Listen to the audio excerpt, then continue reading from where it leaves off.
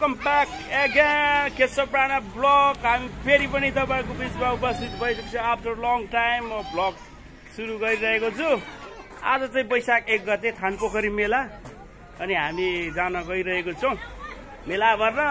अनि आज lot of हाम्रो भाउजू यता हेरिदिनु न, आयो भनिदिनु न, भतिज अर्को भाउजू यतातिर हाम्रो महारानीज्यू भर्खर पधारिनु हुँदैछ। अब हामी थानपोखरी मेलामा भेटौँला।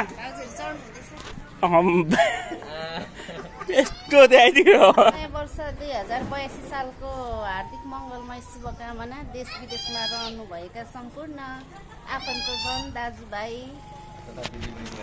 भन्नु त दिदी बहिनीहरू सबैमा नयाँ वर्ष 2082 सालको शुभकामना टक्राउन चाहन्छु।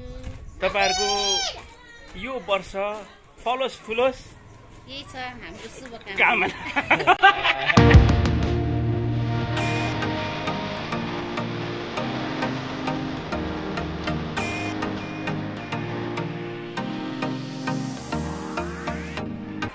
सो फाइनली हामी थानपोखरी मेला आइसकेका छौँ अनि हामी थानपोखरी मेलामा घुम्दैछौँ। हिजो चाहिँ यहाँदेखि कोही थिएन मान्छे, तर आज चाहिँ हेर्नु बब्बाल छ।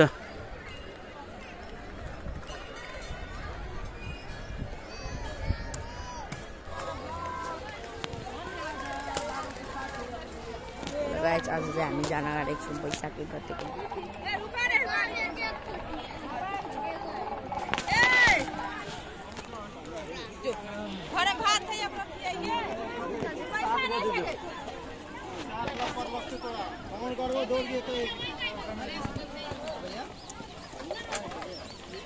यसपालि त्यति भिड लाग्दैन नि, आज धेरै गर्मी भयो कि क्या हो सबैलाई।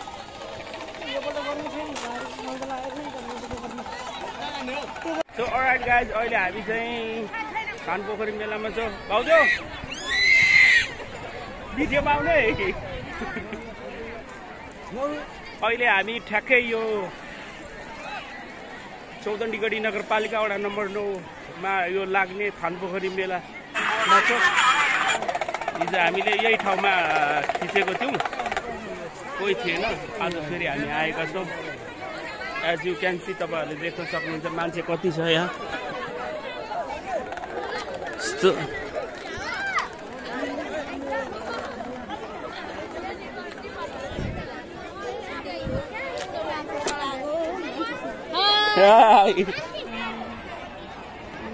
आज हामी यो थानपोखरी मेलाको रमाहाटमा छौँ। यो वैशाख 1 गते लाग्ने यो थानपोखरी मेलाको दृश्यहरू यस्तो छ।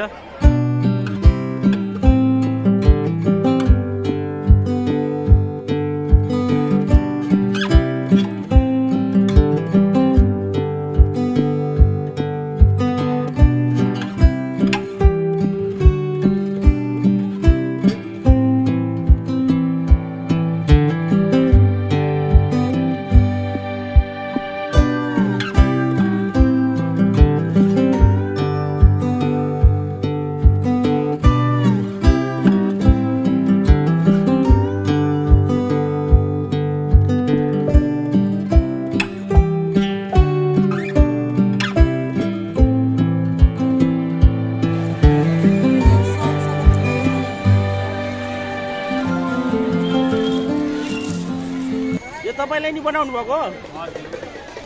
कति पर्छ एउटालाई? 50 रुपियाँ है। कतिवटा बिक्री भइसक्यो? 25वटा गइसक्यो है। यो थानपोखरी मेलाको त यो पहिचान हो नि। 1 रुपियाँ 8 आना, 1 रुपियाँ 8 आना 4 आना। कागजको फिरफिरे पनि त्यस्तो के पहिला कागजको फिरफिरे पनि कम छ यार। ओइ